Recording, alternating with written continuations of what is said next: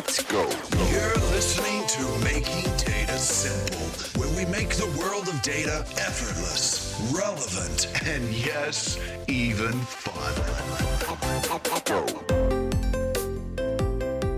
Hi folks, welcome to Making Data Simple. Al Martin here. This is where we try to make all tech simple. Hopefully we're achieving our goal in some sense. I am with Scott Taylor, affectionately known as the Data Whisperer. Scott is a thought leader and a consultant on the strategic value of data management. He's a principal of MetaMeta Consulting. He practices data evangelism as a service. He's in the business, so to speak. We'll talk about that. He tells stories, or he helps enterprise and tech brands tell their story by focusing on the why of business alignment rather than the how of the technical implementation. Again, we'll dive down on that as well. Work with a ton of global enterprises, lives in Bridgeport, Connecticut, and somehow finds time to juggle pins and blow square bubbles. That we'll definitely have to figure out. Welcome, Scott. I thank you for being here as part of the podcast. Thank you, Al. Perfect introduction. I'm so happy to be here. Look, thanks again. We've shared many notes, so I'm glad we're able to finally work it out. Yes, indeed. Yes, this is great. So give us a little bit of your background. Like, I know you to be in part of the business. I know that you have a YouTube channel. Watched several videos of you on YouTube, which are kind of interesting, and puppets and everything else. You make data fun. Anyway, I'll pause there. I'll let you introduce yourself. I try to make data fun, and I also try to make data simple, which is why I'm so excited to be on your show today, because that's what literally my purpose on earth seems to be, is help people understand the value and the strategic importance of what can be looked at as the simplest kind of data: master data, reference data, metadata, the foundational content that makes everything else go. And so my experience is really in that space: data management versus business intelligence. And we can talk about those differences too, if you like. And worked with all kinds of enterprises, helping them understand that value, representing some great iconic data brands myself: Nielsen, Dun & Bradstreet, WPP, a few other places, done some consulting, but always actually been on the selling or vendor side, but just am enamored with the practitioners out there who really know how to do what they do, but struggle a lot with how to articulate that to the business folks who have no time, but all the money they need to get that stuff done. So seems to be a niche for me there. Have you been in consulting most of your career? It's on and off. So I was on staff at Nielsen, probably the core of my career. For 15 years, I helped create what is still their only master data content brand. So that was pretty exciting. It was actually before the term MDM even was established as a form of commercial software. But people were still talking about customer masters, chart of accounts. I look back and go, okay, master data is like the oldest kind of data. It's a list of things. Did some consulting and then went to Dun & Bradstreet and doing consulting. And now I'm focused almost exclusively on kind of the content side, the fun side. As you mentioned, the puppet shows are a blast. And I also write white papers, but the puppet shows get a lot better engagement. I'll tell you that. Isn't it funny? Hey, people want to have fun. They're in it for entertainment. Are you doing all the voices on the puppets? I am. I do all the voices, and I have 3 more episodes coming, all starring, of course, the chief dog officer, the CDO, the ITB, buzzwords, and monkey business. So you got these 3 roles, right? This sort of straight man CDO, and then the IT guy is just filled with all kinds of technology, terminology and stuff like that. And then the business guy is appropriately just like, hey, if big data is so big, how come I can't see it? So the next episode, they're going to call in a consultant from Meow Kinsey. So, that's going to go wrong. Then they're going to review some tools from Salesforce and Microspoon. So, and I don't want to give it all away, but there's more coming. And I'm casting some roles there too, if you're interested. I'm looking for some guest voices for sure, because I just don't have that much of a range. You are known as the Data Whisperer, and the only other whisperer I know of is a dog whisperer. Right. Talks to dogs. So do you talk to data, Scott? I talk to data. Don't we all talk to data? I think there's the horse whisperer too. So kind of inspired by that. Oh, the intention of both of those guys is to calm down their subject So I look at data whispering as a way to calm data down. That's what we all do in the data management space. We've got to calm data down. Data's big and unstructured and messy and corrupt and crazy, and we got to calm it down. Basically how deep my moniker goes here, but people get a little smile when they hear about it. And I actually say we're all data whisperers. If you're in the data management space, you are a data whisperer. I like to consider myself the data whisperer, so a little bit of branding there. But How long have you been in data? For 25 years, maybe 30, depending on how you count it. But the best parts of my career have always been in data. I've dabbled in other things and it's never really worked. So when I stuck with the data side, I started off in advertising. I did okay there in B2B. And then I got into data, maybe 3 or 4 jobs in, and I just never looked back. But I feel like I'm sort of hardwired, especially for the taxonomy, structural data space, because my parents told me when I was a kid, instead of building with my Lego blocks, I sorted them. So that's an early indication that you're in the data business. If your kids sort their blocks, they're going to be in the data business. Yeah, Instead of building with them, that's more analytics. So, well, look, I think the good news, this is the golden age for data. It is. It's always been the golden age. We've got it. I'm like 20 years into it. Data has always been the backbone of what I do as well. So we're kindred spirits there. I mean, people say data is the new oil, right? Forget about the oil part. I go, it's not even new. We've always been doing it. Just people now recognize how important it is, and they're playing catch up. So that's good. You and I are on the forefront of this. So let's go into fundamentals here. I'll throw you some softballs and we can figure out where we go here. Yeah, how do you define data management? What's important to you? Why is it necessary? I mean, it sounds like to me in the intro there that you are more interested or value the management versus, even higher than the intelligence. I think because I kind of feel like I'm a standard bearer for that part of the business. So if you take the data technology space and then, sort of look at it in kind of different hierarchical levels. So if you have data at the top is like the kingdom, then the phylum level is like data and analytics. And then below that is data management and business intelligence. And business intelligence has all its other iterations. Artificial intelligence, ML, data science, visualization, all the stuff that people do with data, working with data. But then you go, all right, what about the stuff that you focus on to make that data good enough to be able to do things with it? And data management, I feel, is kind of the unsung part of the space because data scientists raised to almost a heroic stature in the business. Everybody talks about analytics and insight and wisdom, and they talk a lot about where data ends up.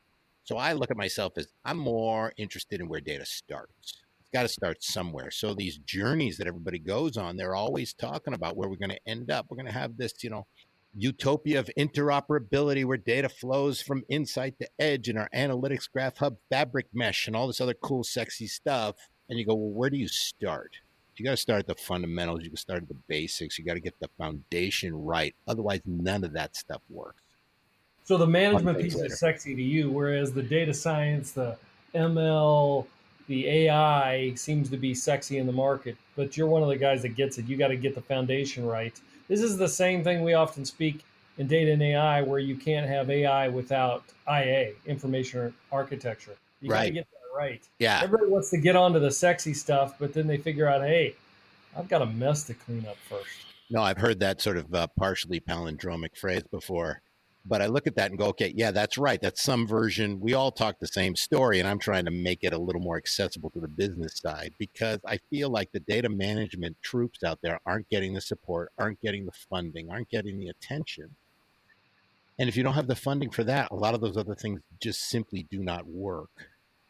It always comes back to that for me. So I really feel things like data management, that's macro trend agnostic. No matter where we were or where we are now or where we're going, you're still going to need the basic piece parts of what data management brings to your organization. Do you think most people get it though? Like we say, no AI without IA, kind of a fun little saying. I've said this many times, even in this podcast, that the clients I'm working with on a regular basis, I mean, that's what it comes back to. Now, look, I can always find a model or use case we can trigger from. We got to start with that data. In terms of data being the new oil, have you heard the story of Signet Bank? No. but I can't stand the phrase data's the new oil. Well, so I understand. You can explain that in a minute. And look, this may not be the best example, but in the 1980s, data science had transformed to, they were transforming customer credit. And the banks, really surrounded two things. They didn't have adequate information systems to deal with different pricing at scale. And they didn't believe customers would stand for price discrimination. Credit cards had essentially uniform pricing. And then around 1990, two guys, Richard Fairbanks and Nigel Morris, come along and they say, you know what? We can do more sophisticated predictive modeling, with the right data. And they went to a Virginia bank called Signet Bank, and the Signet Bank said, we're in on that. Come in and help us. And the difference is nobody else would do it. They would do it. The catch was they didn't have the data either. So in other words, they were going to have to start playing with different terms to random customers to get the data. They were likely to lose money. I mean, that's the problem. So this company went from a industry leading charge off rate of like 2.9 to like 6%. It was like unheard of. And the shareholders were going, what are you doing? But they were buying data. And ultimately they bought that data so that they knew what it took, what the terms were preferable to certain clients. They ended up being, their charge-off rate went back to industry leading all the big banks, and they were stealing their clients.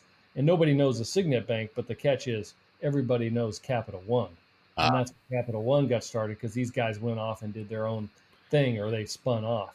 But I mean, that's an example of the value of data, but I don't know that everybody gets it. And that's part of the challenge, right? Just even data in general, and we can pick apart analytics versus data and data management and so on. And I think part of the problem is there's too much bickering between those groups. Before I dive into that, we're still defending it. We're still going up to boards and senior leaders and business folks and defending the concept of why data is important for an organization. They don't do that for marketing. They don't do that for sales. You don't have the finance department every year going, finance is really important for the organization. We got to make sure we have financial discipline and financial management. No, but that happens at companies still. And they still don't know what to do with it. It's too much project orientation rather than a program. It's not strategic. And I look at it and go, data, whether you want to call it oil or bacon or tofu or currency or gold or whatever metaphors you want to use there, it can do for an organization multiple things in ways that other parts of the organization can't. So yes, a golden age of data, absolutely. But what else can you put in an organization that will help it grow, that will help it improve, and that will actually help it protect itself all at the same time? There's not a single department that can do that other than, for lack of a better term, the data department. This is a great pivot to the data whisperer.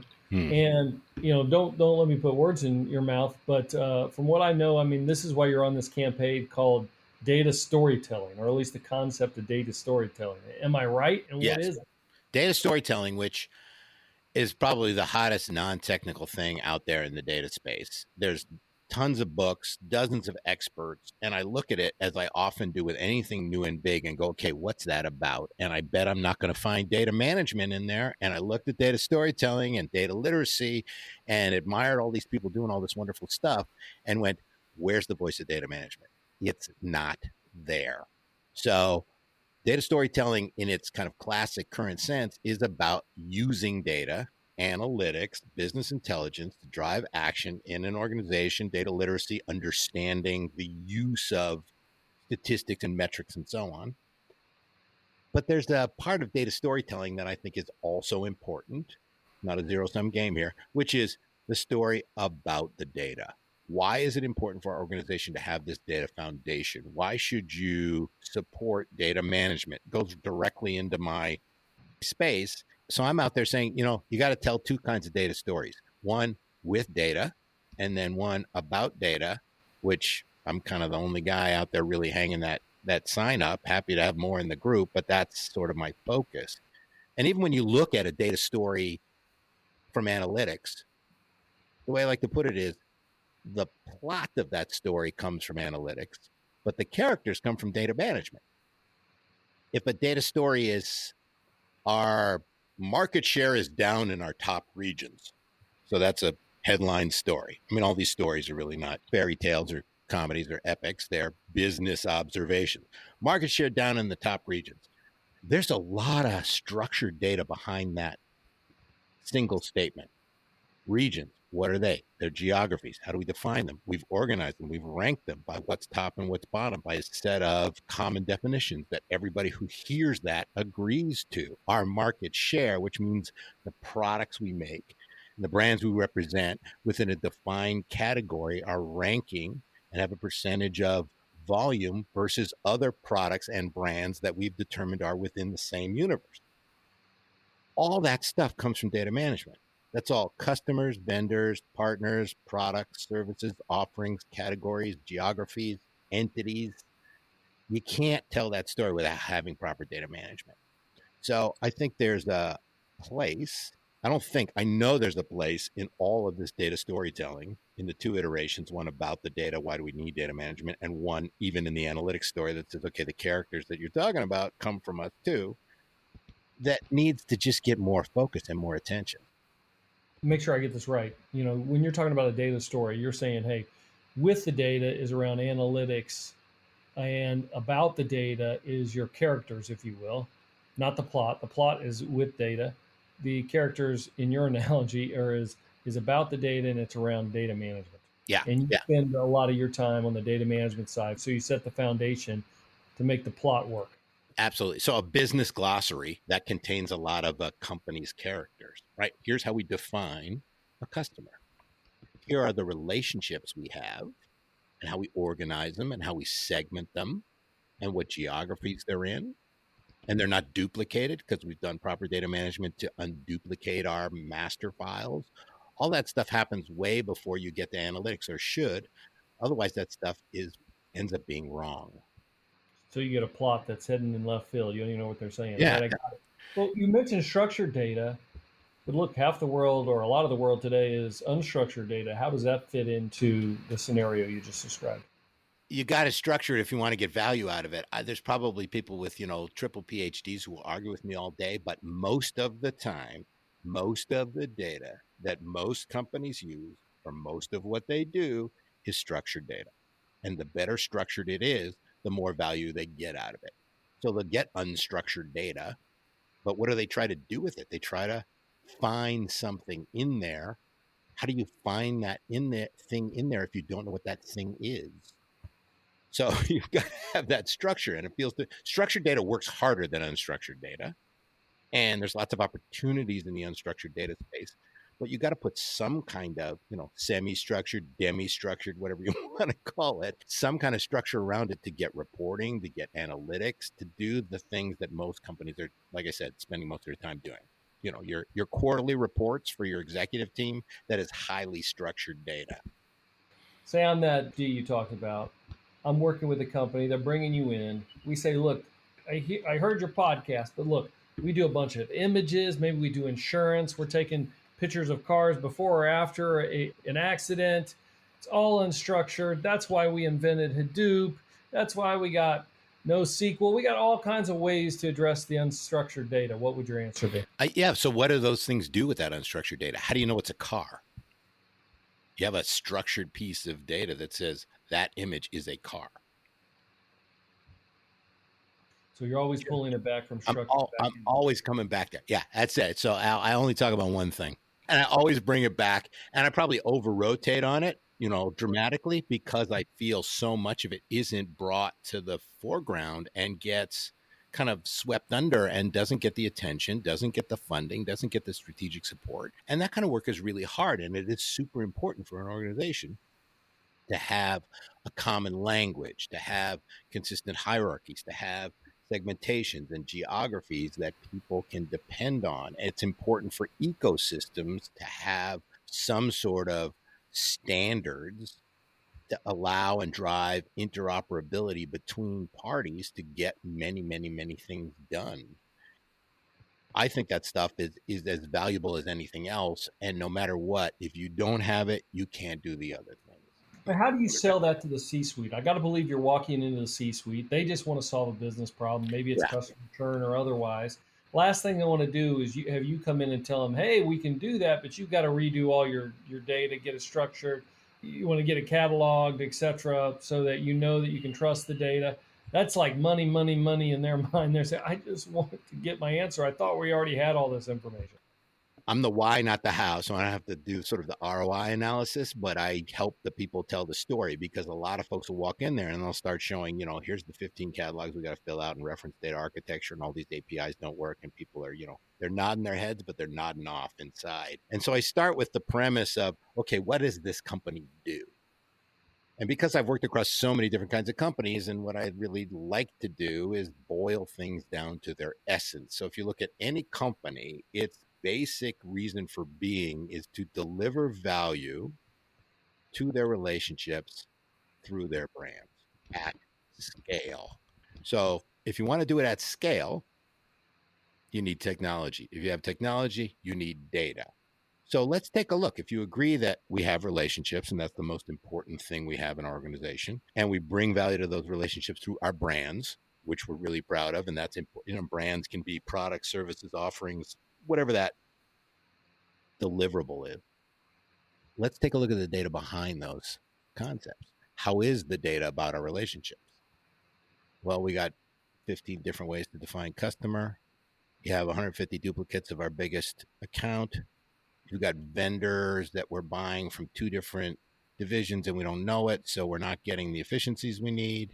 There's lots of things that can come out of that, but I don't start with, what you need? You need master data management. They're like, get out of here. So it's really trying to talk the business side, and everybody has relationships. Where it becomes really fun is, okay, what do they call their relationships? Do they call it customer or client or partner or citizen or patient? Or, what is the relationship nomenclature?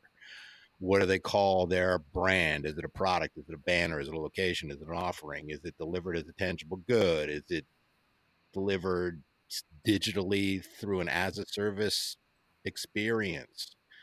But I can draw a dark line from the value of any as-a-service offering or any transformative customer experience or any foray into e-commerce or any implementation of any enterprise software package, and say, okay, those are directly linked to the value of the output from your data management practice.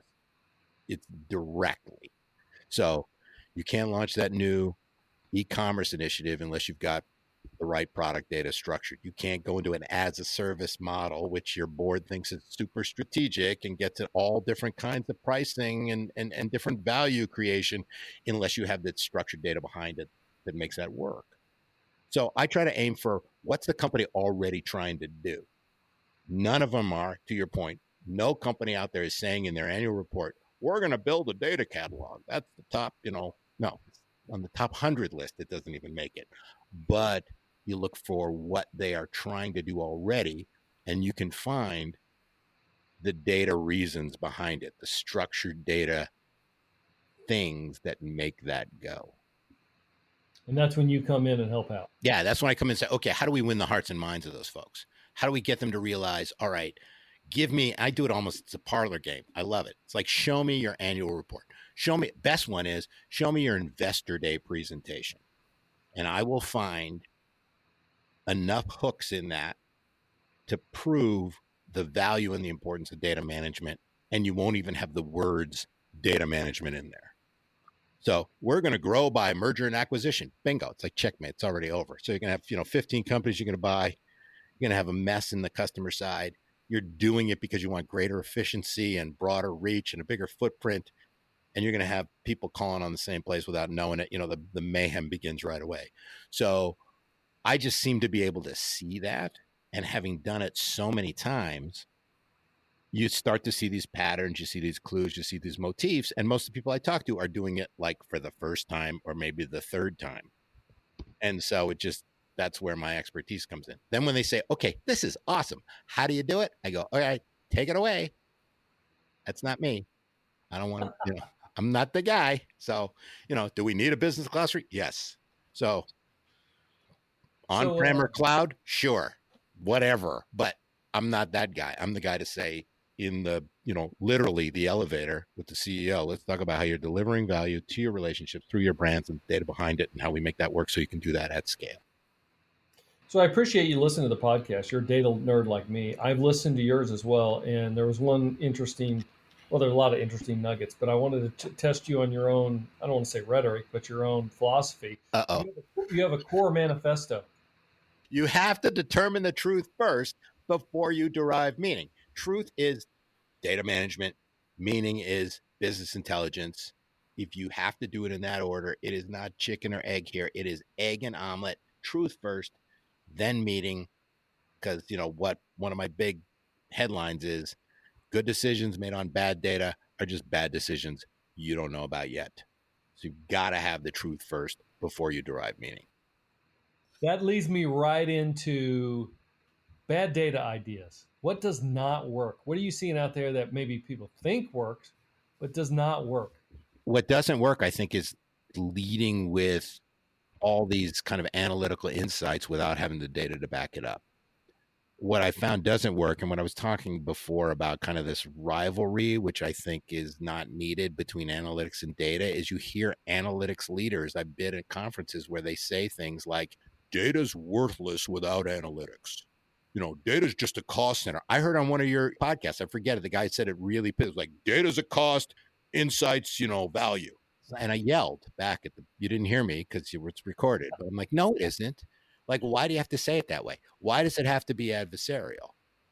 And people are doing great work in the data management space, building a foundation so the analytics folks can actually turn it into the other value. I'm not saying it's not valuable, but would you ever hear a baker get up and say, this flour's worthless until I make it into bread? No, they wouldn't, because they respect the ingredients. And that's what I'm looking for. If I have kind of a mission as part of it, it is to get respect and a proper place for the strategic value of data management and get their seat at the table. And when I hear about data scientists spending, between 60 and 150% of their time doing munging and wrangling, I've talked to some of them and I said, so what's the problem? Well, we have a lot of duplicates, or the hierarchies are missing, or, segmentation's wrong, or geographies. These are really, again, basic data management objectives are to clean that stuff up. So I wonder how many data scientists are working and collaborating with their data management peers to make sure they get the right content to do some of this stuff. It's not going to get rid of all the munging, but there's got to be some solutions out there that reduce all of that time. So if I'm trying to get my data management or my data estate right to modernize, you hear that a lot. Clients are looking to modernize their data estate to make it ready for AI. What is the best way that you suggest, companies tackle this problem, and what are you seeing out there? You got to have a serious initiative around data management. You got to break through a lot of this dissonance that happens within organizations around, we all have our own special view and we keep this data to ourselves, and you got to cut across those classic silos to say, enough of this. Let's get, and I said it before, let's get most of the data right for most of the time for most of what we do. Start at the top. Do we have our biggest relationships structured in a right way so we can make the most of them in however you define that? Do we have our brand data organized and defined enough so we can do the things operationally and analytically that we need to do? So I'm not, I can be fun with puppets, but I don't have when I talk about the stuff that I feel like organizations have to do, it's like, oh, gee. But if you want healthy data, it's like a healthy body. There's no shortcuts. You got to eat right. You got to exercise. Nobody wants to do that stuff. Most of the time, it's not the fun stuff. But there's not a data management leader out there who doesn't understand that. And so you've got to get that discipline, data governance, data stewardship, all those things that sometimes feel like they're really imposing on an organization. All you got to do is look at the great disruptors out there. They have really well-governed, expertly stewarded, highly structured data behind the scenes at Amazon, at Uber, at Airbnb. That stuff works like that at Netflix. It works like that because they have that data structure. And it doesn't work if you don't. So if you aspire to be like those kinds of companies or have an experience that's similar to those, they didn't build it with the fancy stuff first. They had to have those definitions right, those hierarchies right, taxonomies, all that other stuff. What is the one thing you'd like our listeners to take away, understand? If you were just summarize essentially our discussion, we're only talking at a high level. And next, the follow-on question, where can folks find you? Where should they go to get more information, more details? I think, again, the important thing, and I've said it a million times, truth before meaning, get the data right and everything else is better. Better data is better. It may seem almost too simplistic, but it's so true. The ingredients, the quality of what you end up with is based directly on the ingredients you put in. We haven't said garbage in, garbage out yet, but we've said it a million times. And back to my part of my premise, if GIGO worked as a pitch, we wouldn't be in the mess we're in. So a lot of the group I talk to, they just think all they have to do is say, GIGO, that's the problem. Like, okay, but I still didn't get it. You still didn't get the funding. Important to remember that data layer. Integration isn't done until the data is integrated. It's not, get the basics right there. It goes back to the question, where can folks find more about you, Scott? Sure. So I've got, as you mentioned, I've got a YouTube channel. I got about 50 videos on there of all different types, from puppets and cartoons to a little more serious takes on stuff. So I pride myself on my range. I'm also on LinkedIn. Plenty of stuff up there, kind of growing following, which has really been thrilling and exciting over the last couple of years to have that happen and have people have my opinion and my approach resonate with just literally a global audience, which proved one of my early observations, which is the problems and the challenges and the opportunities that these enterprises have are much more the same than they are different at this level. So LinkedIn, I've got a website, but it's still under construction, metameta.com. But Scott Taylor, the Data Whisperer, you Google me, I come up above the fold now. Hooray, a little organic work has been happening. Subscribe to my YouTube channel. Find me on LinkedIn. Please follow me there for sure. I'm going to find more about trust over meaning if I go to the YouTube channel. Right? Truth over meaning. It's all over there. How do I blow a square bubble? It's actually probably more of a bubble cube, but you blow 6 bubbles that are attached to each other, 2 on the top and 4 around the sides. You can't see all the gesticulation I'm doing, but I'm showing you with my hands that are impossible to see. Then inside, you put a little straw through the bubbles, which if you have enough technique, you can actually pierce a bubble with a straw. But you put the straw in the middle and you blow gently, and a cube will appear in the middle. The only time I've ever smoked cigarettes, literally, is to do this trick too, because if you use smoke, it just is particularly exciting. So that's how you blow a square bubble or a bubble cube. So kids, if you're wanting to get into smoking, blow some square bubbles.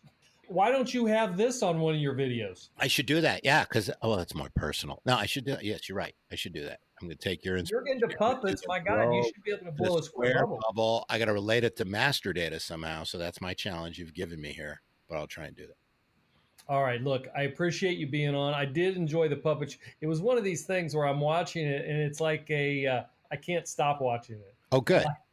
Watch it again. So if that was your goal, very well done. Good. Awesome. Yeah. Next. But hey, look, entertainment, like we started, we'll end with. I think people are looking a little bit of entertainment. Thank you for being on the show. I appreciate it. We ran a little long today. Scott, we'll put all the information that we talked about in the show notes so people can reach out to you and see your YouTube channel. But look, anybody that appreciates data the way you do is good in my book. Thank you, Al. So thanks so much. And I know you didn't ask, but KC Barbecue is the best. Oh, so yeah, see, Kate likes the one I asked. It is the best. Thank you. Now I even love you more. There you go. You're in Connecticut. Do you have barbecue in Connecticut? For me too, it's like, what kind of bar? Anything. I'm in Connecticut or I'm in New England. We don't have a lot of barbecue here, but. So you've been on the East Coast. You've been on the West Coast. What do you like better? Oh, East Coast. I love where I am. I love it in Connecticut. You're going to tick off your whole family. You know this, right? Yeah, I know. Well, they're spread out. So half's in the East and half's in the West. But yeah, I don't want to leave here. I had several would you rather. We already went through them. So one of them was structured versus unstructured. Yeah, like bingo, structured all the way. Yeah, I know that. Hey, we didn't ask this, but maybe I should. A cloud versus on-prem. I'm like, who cares? I mean, it's like put your stuff somewhere where you can get to it. And I look at that and go, okay, I guess cloud's better for a lot of things people have to do. But if the data's not right and it isn't well organized, then it doesn't matter. You just put everything, if I take all my junk in my attic and my basement and throw it in a third-party storage facility and I haven't sorted through it, then I guess my junk is more accessible. But do the data work first. Look, thank you again for being on. I appreciate it. Again, thanks, Scott. You're a good man. Thanks for listening to the Making Data Simple podcast, where we make data fun. Be sure to visit ibmbigdatahub.com/podcast to access the show notes and uncover even more great episodes. Remember, the views expressed here are those of the host and its guests, and do not necessarily represent the views of IBM. Until next time, let's go. Over and out.